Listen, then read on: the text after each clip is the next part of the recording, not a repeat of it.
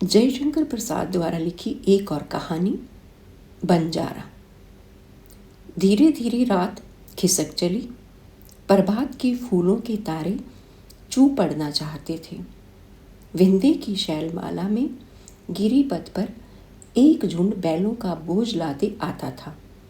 साथ के बंजारे उनके गले की घंटियों के मधुर स्वर में अपने ग्राम गीतों का आलाप मिला रहे थे। शरद ऋतु की ठंड से भरा हुआ पवन उस दीर्घ पथ पर किसी को खोजता हुआ दौड़ रहा था। वे बंजारे थे। उनका काम था सरगुजा तक के जंगलों में जाकर व्यापार की वस्तु क्रय विक्रय करना। प्राय बरसात छोड़कर वे 8 महीने यही उद्यम करते। उस परिचित पथ में चलते हुए वे अपने परिचित गीतों को कितनी ही बार उन पहाड़ी चट्टानों से टकरा चुके थे। उन गीतों में आशा, उपालंब, वेदना और स्मृति की कचोट, ठेस और उदासी भरी रहती। सबसे पीछे वाले युवक ने अभी अपने आलाप को आकाश में फैलाया था। उसके गीत का अर्थ था, मैं बार बार लाभ की आशा से लादने जाता हूँ, परंतु है उस जंगल की हरियाली में अपने यौवन को छिपाने वाली कोल कुमारी। तुम्हारी वस्तु बड़ी महंगी है। मेरी सब पूंजी भी उसको क्रय करने के लिए पर्याप्त नहीं। पूंजी बढ़ाने के लिए व्यापार करता हूँ। एक दिन धनी होकर आऊँगा, परंतु विश्वास है कि तब भी तुम्हारे सामने रंग ही रह जाऊँगा। आलाप लेकर वे जंगली वनस्पतियों की सुगंध में अपने को भूल गया। यौवन के उभार में नंदू अपरिचित सुखों की ओर जैसे अग्रसर हो गया था। सहसा बैलों की श्रेणी के अग्रभाग में हलचल मची। तड़ातड़ का शब्द, चिल्लाने और कूदने का उत्पात होने लगा। नंदू का सुख स्वपन टूट गया। बाप रे, डाका कहकर वह एक पहाड़ी की गहराई में उतरने लगा। गिर पड़ा, लुढ़कता हुआ नीचे चला, मूर्छित हो गया। हाकिम परगना और इंजीनियर का पड़ाव अधिक दूर न था। डाका पड़ने वाला स्थान दूसरे ही दिन भीड़ से भर गया। गौड़ेत और सिपाहियों की दौड़ धूप चलने लगी। छोटी सी पहाड़ी के नीचे फूस की झोपड़ी में उषा किरणों का गुच्छा सुनहले फूल के सदृश झूलने लगा था। अपने दोनों हाथों पर झुकी हुई एक सांवली सी युवती उस आहत पुरुष के मुख को एकटक देख रही थी। धीरे धीरे युवती के मुख पर मुस्कुराहट और पुरुष के मुख पर सचेष्टा के लक्षण दिखाई देने लगे। पुरुष ने आंखें खोल दी। युवती पास ही धरा हुआ गर्म दूध उसके मुंह में डालने लगी और युवक पीने लगा। युवक की उतनी चोट नहीं थी जितना वह भय से आक्रांत था। वह दूध पीकर स्वस्थ हो चला था। उठने की चेष्टा करते हुए पूछा, मोनी तुम हो? हाँ। चुप रहो। अब मैं चंगा हो गया हूँ, कुछ डरने की बात नहीं। अभी युवक इतना ही कह पाया था कि एक कोल चौकीदार की क्रूर आंखें झोपड़ी में झांकने लगी। युवक ने उसे देखा। चौकीदार ने हंसकर कहा, वाह मोनी, डाका भी डलवाती हो और दया भी करती हो। बताओ तो कौन कौन थे? साहब पूछ रहे हैं। मोनी की आंखें चढ़ गई। उसने दांत पीसकर कहा, तुम पाजी हो, जाओ मेरी झोपड़ी में से निकल जाओ। हाँ, ये कहो तो तुम्हारा मन रीझ गया है इस पर। यह तो कभी कभी तुम्हारा प्याज मेवा लेने आता था ना? चौकीदार ने कहा। घायल बाघिनी सी वह तड़फ उठी। चौकीदार कुछ सहमा, परंतु वह पूरा काइयां था। अपनी बात का रुख बदलकर वह युवक से कहने लगा, क्यों जी, तुम्हारा भी तो लूटा गया है, कुछ तुम्हें भी चोट आई है। चलो साहब से अपना हाल कहो। बहुत से माल का पता लगा है, चलकर देखो तो। क्यों मोनी, अब जेल जाओगी ना? बोलो, अब से भी अच्छा है, हमारी बात मान जाओ। चौकीदार ने पड़ाव से दूर हथकड़ी से जकड़ी हुई मोनी से कहा। मोनी अपनी आंखों की स्याही संध्या की कालिमा में मिला रही थी।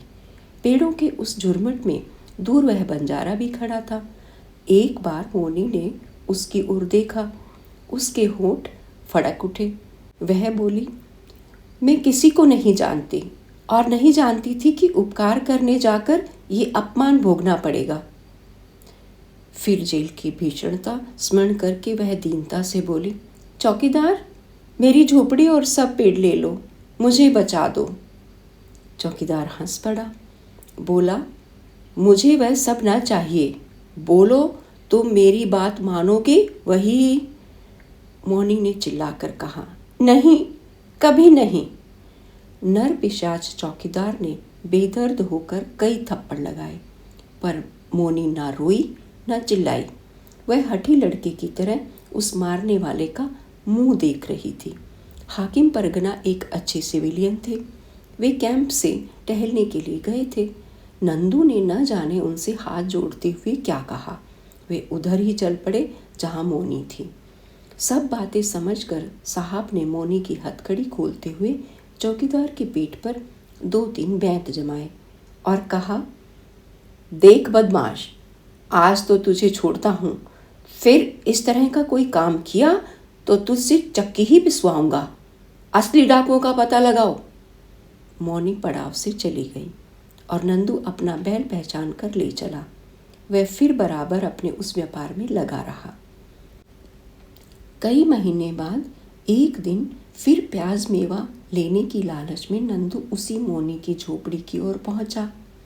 वहां जाकर उसने देखा झोपड़ी से सब पत्ते के झांझन तीतर बीतर होकर बिखर रहे हैं और पत्थर के ढोंके अब तब गिरना चाहते हैं। भीतर कूड़ा है। जहां वह पहले जंगली वस्तुओं का ढेर देखा करता था, उसने पुकारा, मौनी। कोई उत्तर ना मिला।